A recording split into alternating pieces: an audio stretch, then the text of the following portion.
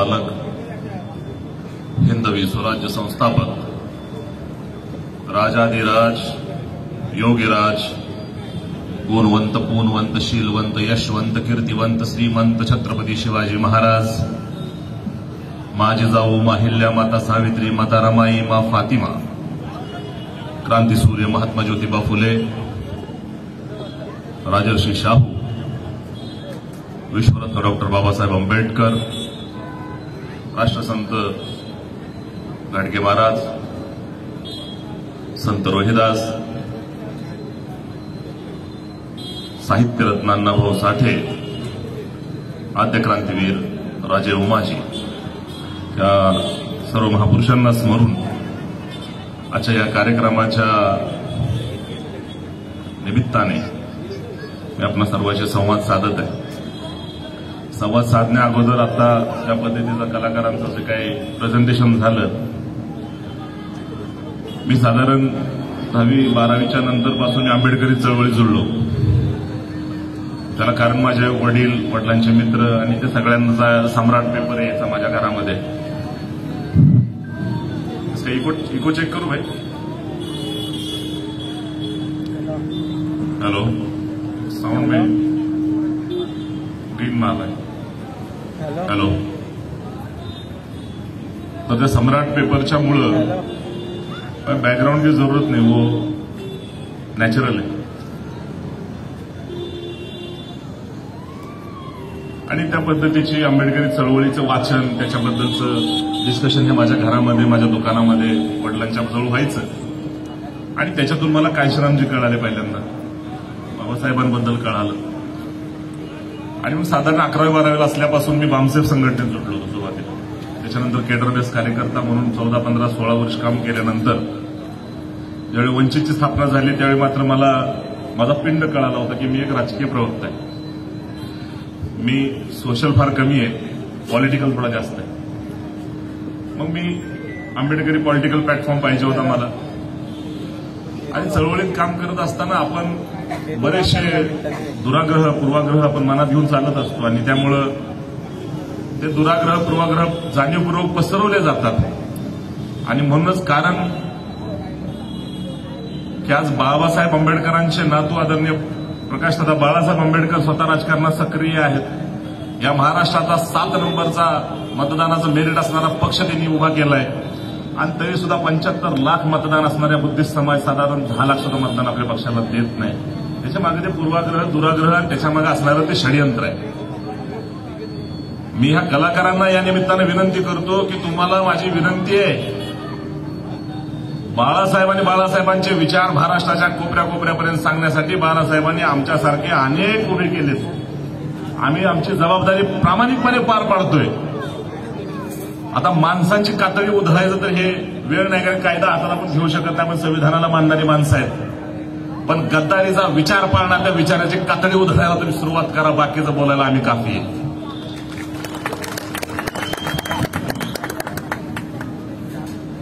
ज्या विषयावर आज आपण या कार्यक्रमाची नीव ठेवली त्याच्यामध्ये महापुरुषांचा सर्व, जर आपण महापुरुषांवर नाही बोललो तर हे पूर्ण राजकीय भाषण करण्याचं काही मिनिंग उरत नाही. मी तुम्हाला एवढं सांगू इच्छितो की संत रोहिदासांच्या बद्दल बोललं जातं की कोण ते संत रोहिदास चमार थे. तुमचा आमचा शत्रू असणारा हा संघाचा एक मध्यंतरी एक नवीन अजेंडा आला होता. ते म्हणले मुघलांनी जाती पाडल्या.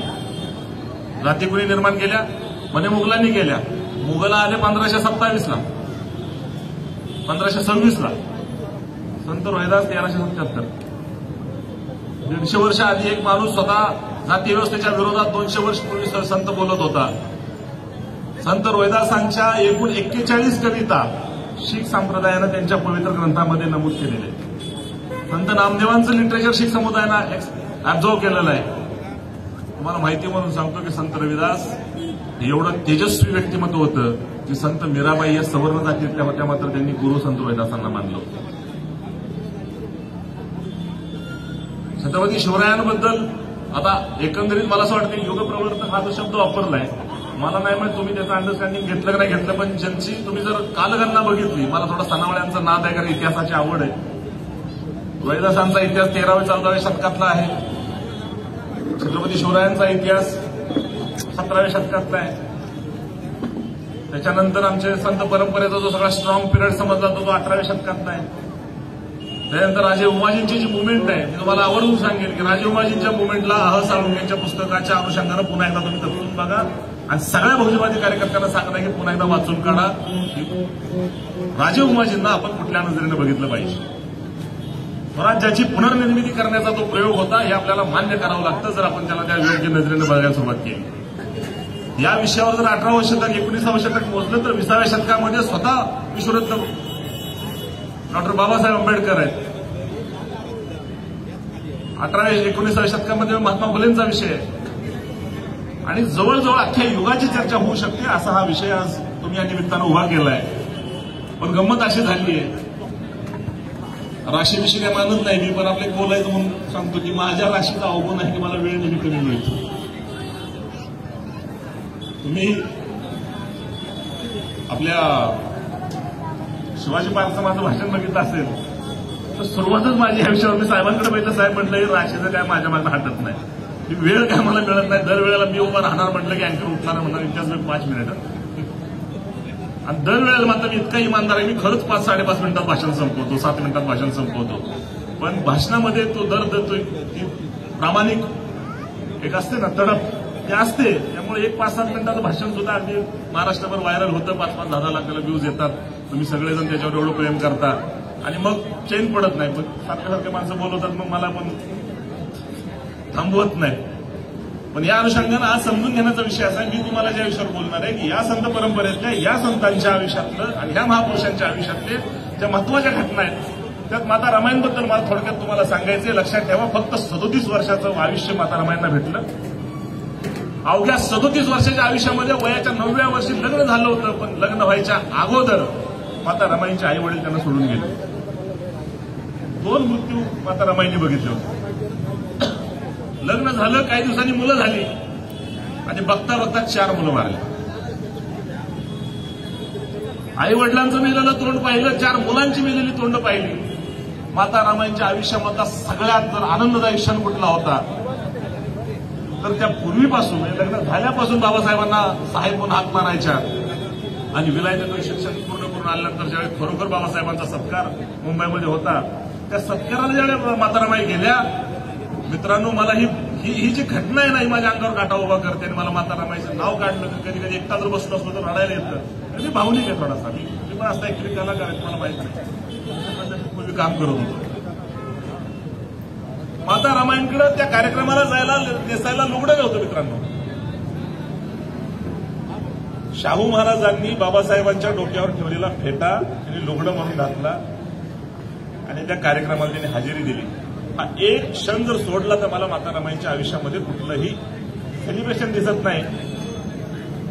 1933ला राजगृह उभं राहिले 1933ला आणि 1935ला माता रमाई जातात जगाला निरोप देऊन.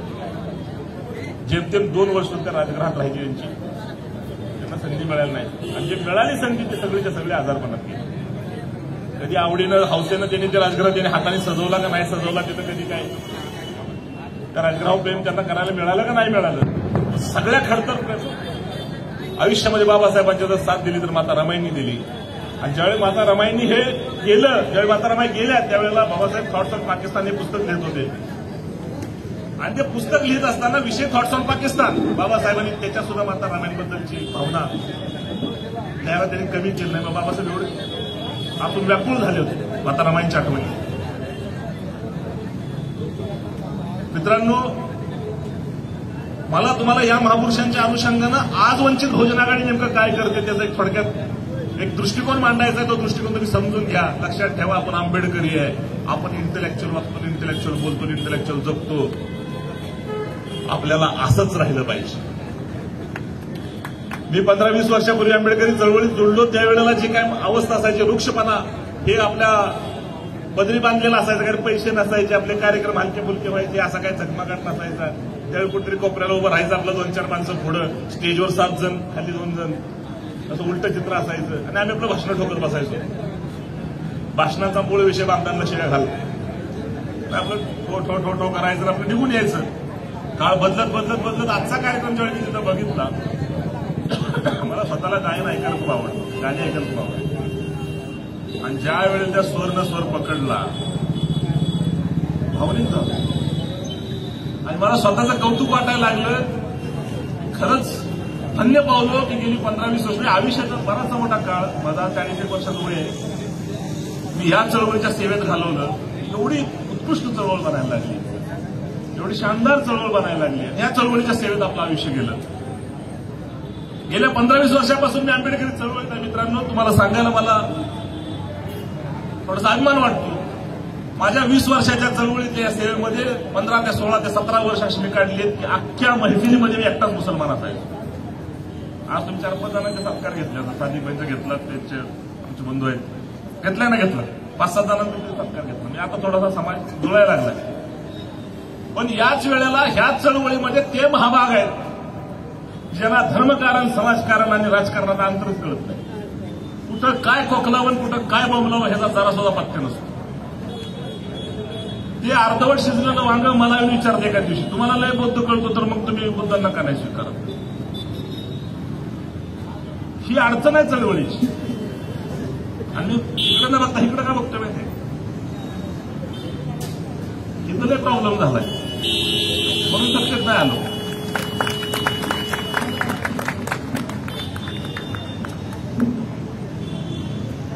यावं लागणार ना, माझा अँगलच तसा आहे. घडतंय काय, 75 लाख बुद्धिस्ट वोटिंग आहे. 75 लाख, जेमतेम 10 लाख पडतात वंचित बहुजन आघाडीला. स्वयंघोषित सगळे राष्ट्रीय नेते, प्रस्थापितांनी ठेवलेले चमचे, आणि या सगळ्यांनी निर्माण केलं एकंदरीत संभ्रम. आणि त्याच्या पलीकडे जाऊन माझ्यासारख्याच्या कानात यायचं म्हणायचं, इम्तियाज भाई झालाच तो, थोडासा आपल्याला प्रयत्न करावा लागेल. म्हटलं कसला, अजून काय झालंय, चळवळ पोचली नाही लोकांपर्यंत. आरक्षणाचा फॉर्म भरताना, नोकरीचे फॉर्म भरताना चळवळ पोचलेली असते का? मतं देतानाच तेवढा किडा उठतोय रे म्हणजे. हा बरोबर का? शब्द काय चुकीचा नाही, शिकली नाही, मेंदूत किडा असतो माणसा. तिथं फक्त वळवळतो त्याला. 1,500 साठी कोल्या कुत्र्यासारख्या गाढवासारखी विकली जाणारी माणसं जर आपल्यात असतील तर सगळ्यात पहिल्यांदा त्या विचाराची कातडी उधळा आहे त्या कलाकारांना मला विनंती करायची. त्यांची निंदा नालस्ती केल्याशिवाय ह्या समाधीला त्यांनी मतदान नाही केलं वंचित बहुजन आघाडीला, त्यांची लायकी काढल्याशिवाय आता मला वाटत सत्ता आपल्याला मिळेल. प्रश्न काय, बाळासाहेबांची माफं काढणं आता सोपं झालं.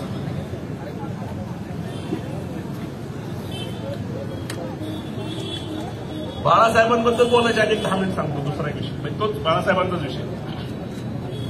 छत्रपती शिवरायांना स्वराज्य उभं करायचं होतं. आपण डायरेक्ट शिवाजी महाराजांचं नाव घेऊन मोकळं होतो. स्वराज्य संकल्पक जर कोण असेल तर ते छत्रपती शहाजीराजे आहेत, लक्षात ठेवा. स्वराज्याची संकल्पना जर कोणी उभी केली होती, जर कोणी मनात आणलं होतं की स्वराज्य उभं राहिलं पाहिजे, अशा पद्धतीने एक स्वतंत्र चळवळ, स्वतंत्र राज्य उभं राहिलं पाहिजे, तर मूळ प्रेरणा शहाजीराजेंची. शहाजीराजेंनी अवघ्या महाराष्ट्रातले सगळे मराठा सरदार एकवटवण्याचा 2 वेळा प्रयत्न केला. पहिल्यांदा प्रयत्न केला, फेल गेला. मग शहाजीराजेंना या प्रकरणामध्ये मदत करणारी व्यक्ती कोण आहे? एक मुसलमान म्हणून अभिमानानं सांगतो, त्या व्यक्तीचं नाव मलिक अंबर आहे. तो निजामशाहीचा वजीर होता. निजामशाहीचा वजीर मलिक अंबरने शहाजीराजेंना विचारलं की शहाजीराजे आप बताओ क्या प्रॉब्लेम है? शहाजीराजे म्हणाले हे सगळे देशमुख आहेत, मी पाटील आहे. म्हणून माझं नेतृत्व मान्य करत नाहीत. सगळ्यांनी रंगवून सांगितलं कसं कसं माझे जाऊनचं लग्न झालं. तुम्ही नाही सांगितलं माझे जाऊनच्या लग्नाला 25,000 सुभेदारी निजामशाहीनं जाधवरावांना दिली. त्याच्यानंतर जे रिलेशन म्हटलं होतं त्या रिलेशन मधला तो दुवा वापरून मलिक अंबरच्या मध्यस्थीनं माझे जाऊनचं शहाजीराजेंचं लग्न झालं. त्या मलिक अंबरचं कोण नाव घेत नाही का? तर मलिक अंबर नाव औरंगाबाद शहर वसवलं होतं, खडकी. जर मलिक अंबरचं नाव घ्यावं तर काय करावं लागेल? त्या खडकी नावाच्या शहराला काँग्रेस शरद पाटील सांगतात तशा पद्धतीनं अमराबाद नाव द्यावं लागेल. त्यांना संभाजीराजे द्यायचे. त्यांची गेम फसल. आमचे नेते सुजाताताई आंबेडकर मध्यंतरी म्हणाले, का नाही तुम्ही पुण्याला छत्रपती संभाजीराजांचं नाव देत, तर ते पुणे बामणांचं शहर आहे, तुमच्यात दम नाही त्यांच्या विरोधात बोलायचं. ही दहशत आहे त्यांची तुमच्यावर. अख्खा इतिहास संभाजीराजांचा कुठला, अख्खा इतिहास पुणे जिल्ह्यातला, जन्मापासून मृत्यूपर्यंत सगळा इतिहास पुणे जिल्ह्यातला. द्यायचं कुठं, औरंगाबाद. पेटलं पाहिजे, स्पार्किंग म्हणजे पेटवण्यासाठी संभाजीराजांच्या इतिहासाचा वापर केला, त्यांच्यावर प्रेमापोटी केलेलं नाही. हे तुम्हाला मी अजून ठासून सांगतो. नाहीतर 6 सोनेरी पानामध्ये ज्या पद्धतीनं संभाजीराजांबद्दल लिहिलं गेलंय, आज सुद्धा रक्तात चवताळल्याशिवाय राहणार नाही. मग तो कुठल्याही जातीचा माणूस असतो. संभाजीराजांवर जी नाटकं लिहिली गेली, त्या नाटकांमध्ये संभाजीराजांच्या चारित्र्याचे जे वाभाडे काढले, आज हे पिक्चर काढून सांगतायत. अरे तुम्हारे में हिम्मत थी उठते कर, तो तूने उसमें आबा भट का कैरेक्टर दिखाना चाहिए था. कळलं असतं संभाजीराजांचे हाल कशासाठी झाले, कुणी केले, का केले. पण तुला औरंगाबाद फक्त दाखवायचा होता का, तर पेटलं पाहिजे. आणि पेटवणारानो इथं अटल बिहारी वाजपेयी काशीरामजींना म्हणाले, अरे काशीराम जी, ये ब्राह्मण्यवाद की जड़ें इतनी मजबूत है कि आप इसको हिला नहीं सकते. काशीराम जी बोलते, मैं ऐसी व्यवस्था बना के जाऊंगा कि एक दिन पूरा के पूरा जड़ों के साथ एक पेड़ उखाड़ के मैं फेंक दूंगा.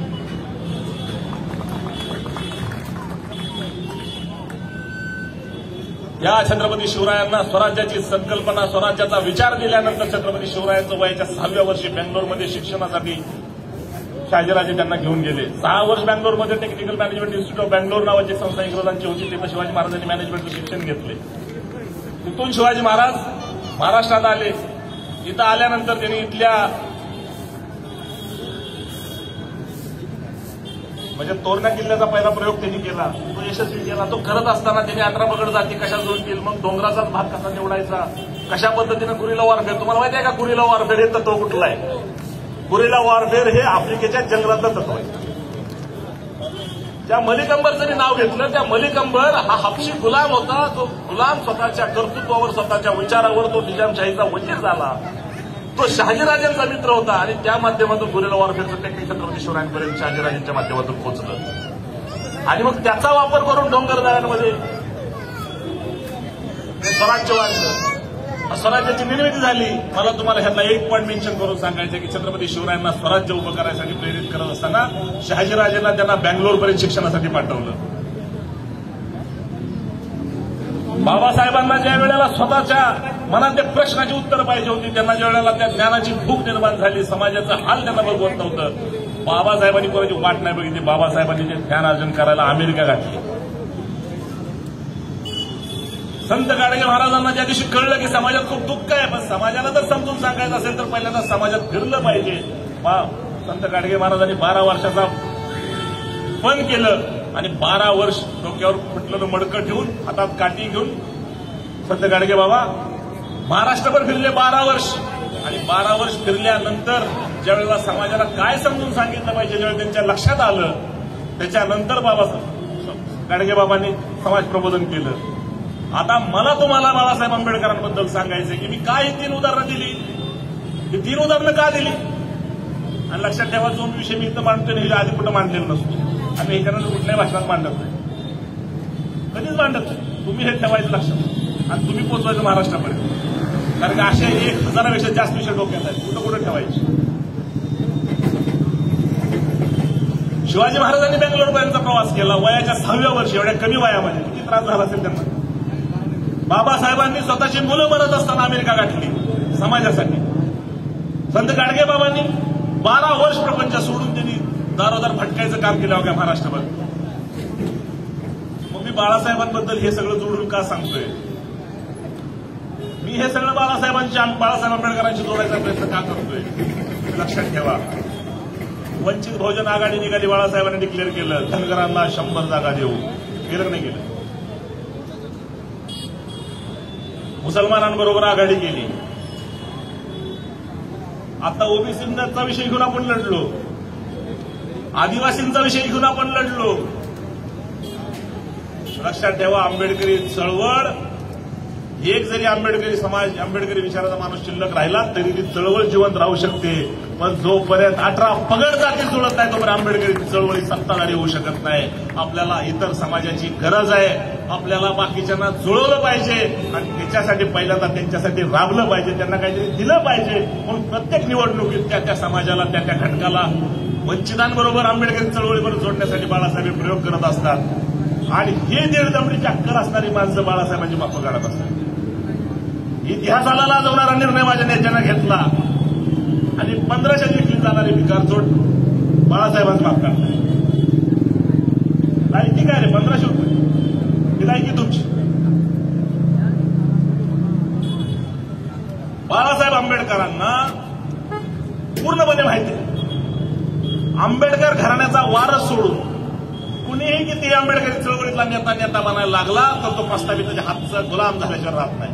प्रस्थापित ठरवणार ह्याला कुठं उचलायचा आणि कुठं पाडायचा, त्याला मुख्यमंत्री करून संपवायचा का त्याला खासदार करून संपवायचा का त्याला आमदार करून संपवायचा, हे सगळं गणित प्रस्थापितांच्या ताब्यात जातं. प्रस्थापितांची अजिबात आब राखायची गरज पडत नाही. फक्त आणि फक्त आंबेडकर घराण्याला लक्षात ठेवा.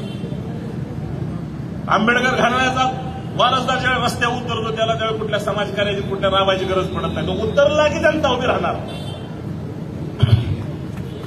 मग स्वयंभू नेतृत्व उभं करायचं असेल तर लक्षात ठेवा बाळासाहेबांसारखा 21व्या शतकात बाबासाहेब झाले, काशीरामजी झाले. मेरे को दिखाओ मेरे नेते जैसा दूसरा नेता कोई हो तुम्हारे पास. हे सूत्र कोण जुळवतंय? शिवाजी महाराजांचा तो प्रवास असेल, बाबासाहेबांचे अमेरिकेचे दौरे असतील, 12 वर्षाचं ते तप गाडगे महाराजांचं असेल. बाळासाहेब आंबेडकरांनी याच धर्तीवर स्वतःची चळवळ चालू असताना हे 18 पगड जातीला वंचितशी जोडण्यासाठी हे प्रयोग केले. त्यांना माहित होतं हा प्रयोग दरवेळेला काही सक्सेस होत नाही, पण आपल्याला हे केल्याशिवाय चळवळ सत्तेत जाण्याचा मार्ग सुकर होणार नाही. कारण की आंबेडकरी चळवळीत इतर जातीचे नेते आले पाहिजेत आणि आपले आंबेडकरी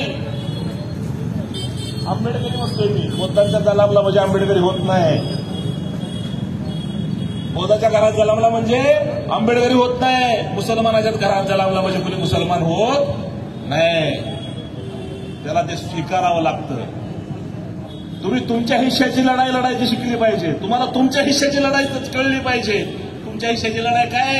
निळ्या झेंड्याखाली एक कार्यक्रम होतो तिथे किती पुढच्या मोकळ्या आहेत, किमान 3 राऊंड आधी झाले पाहिजेत घरातनं.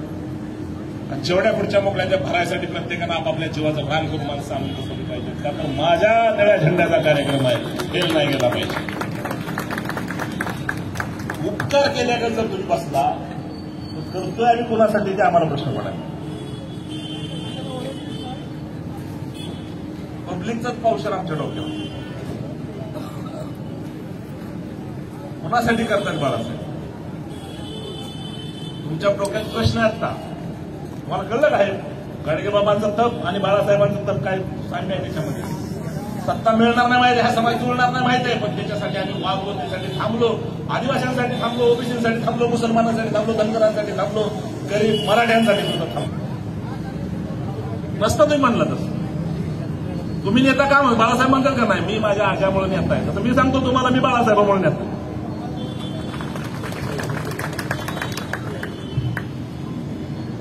सोडून द्या विषय इथपर्यंत. आता पुढच्या टप्प्यातून सांगा. बाळासाहेबांनी महाविकास आघाडीत जायला पाहिजे होतं का नव्हतं? अति जसं कटप्पा ने बाहुबली को क्यों मारा, बाळासाहेब महाविकास आघाडीत का नाही गेले? बाळासाहेब तिथं बसून अपेक्षा करतायत की मी राजगृहावर बसून जे निर्णय घेतोय ते माझे XY त्याचा पदाधिकाऱ्याचं नाव घेतलं, त्या पदाचं नाव घेतलं नाही. तिथं त्या पदाचा माणूस बसला तर लाजायचा म्हणून. माझ्या अमक्या पदाधिकारी जबाबदारी त्यानं महिन्यात एकदा प्रेस कॉन्फरन्स घेतली, आठवड्यात एकदा प्रेस कॉन्फरन्स घेतली पाहिजे आणि लोकांना सांगितलं पाहिजे पक्ष आमचा हा विचार करतोय, आता पक्ष आमचा तो विचार करतोय. त्यानं सांगितलं पाहिजे पब्लिकमध्ये जाऊन. अख्ख्या महाराष्ट्रात त्या पदावर असणाऱ्या एकाही कार्यकर्त्यांनी जबाबदारी पार पाडली. 45-50 वर्ष होत आली. 45-50 वर्षानंतर 40 वर्ष आयुष्य लावल्यानंतर बाबासाहेबांचा वारस हा शिक्का असताना, बाबासाहेबांच्या वारस असण्याचा सन्मान असताना, राजगृहावर मुक्काम असताना, आंबेडकर आडनाव असताना बाबासाहेबांना स्वीकारायला या महाराष्ट्राला 40 वर्ष लागली. 40 वर्ष. आता जर स्वीकारलंय तर पुढचा टप्पा काय? कारण बाळासाहेब लक्षात ठेवा, बाकीचे राजकारणी आधी राजकारणी आहेत तर मग इंटेलेक्च्युअल आहेत. बाळासाहेब आधी इंटेलेक्च्युअल आहेत तर मग पण इंटेलेक्च्युअल. बाळासाहेब आहेत. माप काढताना थोडं तोंड सावरून बोलायचं साहेबाबद्दल. सेवेमध्ये 1.5%, त्याला कुणाचाही आधार नाही. लक्षात ठेवा, 30%. देश स्वतंत्र झाला तेव्हा 30% प्रशासकीय सेवेत असणारा समाज 1.5% शिल्लक राहिला. 28.5% त्याचा प्रशासनातला वचक संपवला आहे. त्यानं कुणाच्या आधारावर जेलमध्ये जाऊन बसायचं? पूर्वी वंदे मातरम जय हिंद म्हणून जेलमध्ये घुसणं सोपं होतं, तिथं न्याय मिळत होता. इंग्रज असले तरी त्यांना दबवणारे वकील होते. भगतसिंगांची केस लढणारे आसिफ नावाचे वकील होते. आज आहेत का? एक महमूदराच्या वरात ऐकते का कोणी? काळ बदललाय. भेणाला समाज आहे आणि भेणाला समाजाच्या पलीकडे तो वाक्य लक्षात ठेवा, त्या समाजाला अॅट्रॉसिटीचं प्रोटेक्शन नाही. हातपाय कापताय किती सांगू दे मला, त्यानं मी त्यांच्या आत नाही. त्या समाजाला प्रोटेक्शन द्यायचं काम केलं. नशीब चांगलं की लोकसभेपेक्षा विधानसभेत थोडं वाढतं मतदान आलं आपल्याला. मुसलमानांनी थोडंसं वाढून मतदान दिलं.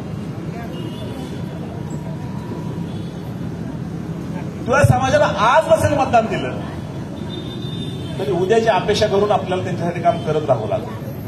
आपल्याला आदिवासींसाठी काम करत राहावं लागेल. आपल्याला ओबीसीसाठी काम करत राहावं लागेल. आपल्याला गरीब मराठ्यांचा विषय काहीतरी भविष्यात घ्यावाच लागेल. तर आपल्याला आपली चळवळ सत्ताधारी बनवायची. आणि चळवळीला सत्तेत नेल्यानंतर तिला जर टिकवायचं असेल तर लक्षात ठेवा, आंबेडकरी घराण्याचा स्वतंत्र राजकीय पक्ष उभा राहायला पाहिजे, जे गेल्या 80 वर्षाच्या प्रस्थापितांनी होऊन दिलेलं नाही. मग आता तसं जर करायचं असेल तर मी तुम्हाला आता टेक्निकल गणित विचारतो, मग तुम्हाला कळलं बाळासाहेबांची काय अवस्था झाली आणि बाळासाहेबांनी काय केलं. जर महाराष्ट्राच्या निवडणुकीमध्ये आपला महाराष्ट्र लेवलचा राजकीय पक्ष आहे ना, आपल्याला त्या पक्षाला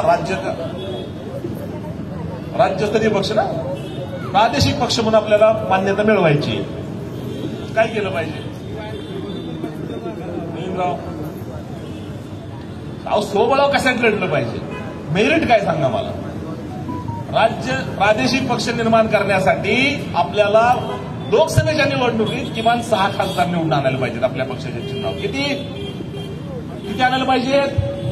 हा, ज्यांना जबाबदारी दिली ते प्रेस कॉन्फरन्स घ्यायला तयार नाहीत. एकट्या साहेबांना काय करायचं? आणि माझ्यासारखे जेवढे आहेत ना महाराष्ट्रात, घेऊन गेले शब्द माझ्याकडे, जेवढे आहेत ना वंचित बहुजन आघाडी, सगळे साहेबांच्या करिश्म्यावर जातात. स्वतःचा करिश्मा किती माणसं आहे? साहेबांच्या अप्रोक्त मी एखादं आंदोलन छेडलं, किती माणसं माझ्याबरोबर आहेत? साहेबांचा सपोर्ट नसेल तर माझ्यावर कुणी येणार? स्वतःच्या करिश्म्यावर जगणारा नेता पक्षाला मिळाला पाहिजे. तो मिळेना झालाय. सगळं करता येतं, साहेब करता येतं. सगळं साहेब करत असताना त्यांच्या डोक्यात की 6 खासदार ते निवडून आले पाहिजेत तर माझा पक्ष प्रादेशिक पक्ष बनेल. आणि समजा नाही झालं तर किमान 8% मतं मिळवली पाहिजे. 8% मतं पाहिजे असतील तर काय केलं पाहिजे? आता बोला दिलीप भाऊ, 8% मतं मिळवायसाठी 50 लाख मतं मिळवली पाहिजे. किती? 50 लाख. मग 50 लाख मतं जर मिळवायची असतील आणि 48 मतदारसंघ असतील तर किती जागा लढल्या पाहिजे? किती लढल्या पाहिजे? आहे का उत्तर? काय म्हणतोय मी? 50 लाख मतं पाहिजेत आणि 48 मतदारसंघ आहेत. And an average per constituency, there is required targeted voting is 1 lakh. And an average 1 लाखाचं जर काढायचं असेल आणि 8% मताचा 50 लाखाचा आकडा गाठायचा असेल होणाऱ्या मतातला 75 लाख बुद्धिष्टांनी प्रामाणिक मतदान केलं तरी प्रादेशिक पक्ष एका रात्रीत उभा राहील. एकाच रात्रीत.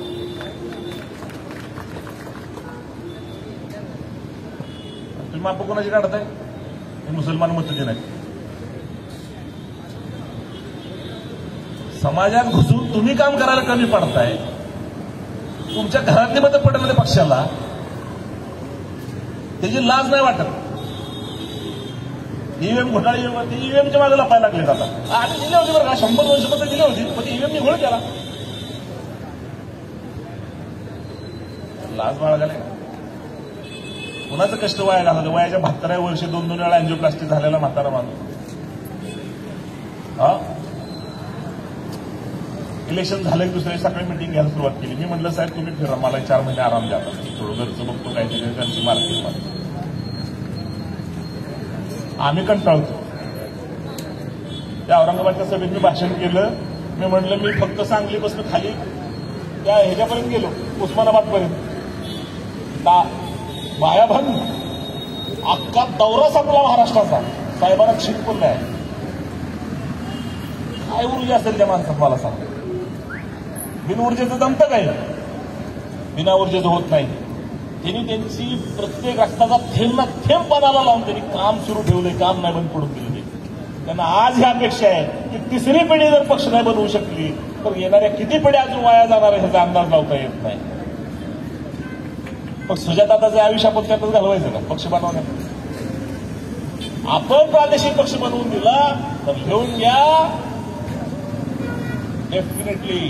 Definitely one day Sujata Ambedkar should be chief minister of Maharashtra.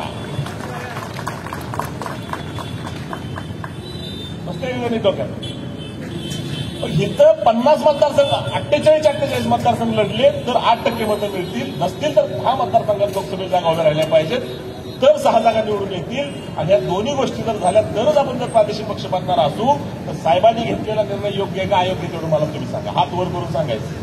जर योग्य असेल तर हात वर करायला खाली ठेवायचा, खोटं बोलायचं नाही. इथून गेल्यानंतर जर पुन्हा कोणी सापडले तर फोटो मारून घ्या सगळ्यांचं. साहेबांची मापं काढायची एवढं सोपं नसतं. बाळासाहेब आंबेडकर कळायला फार इंटेलेक्च्युअल माइंड लागतं आणि आपुलकीचा दम आहे तुम्हाला. काही तुमच्या काय राग नाही, तुमच्या नसेल लक्षात आलं. सांगायला आलो का नाही इथपर्यंत? आता डोक्यात बसलं का काय करायचं? पुन्हा विधानसभा आली. आता तुमचा पाय खून अपमान केलाय सगळ्यांनी की महाविकास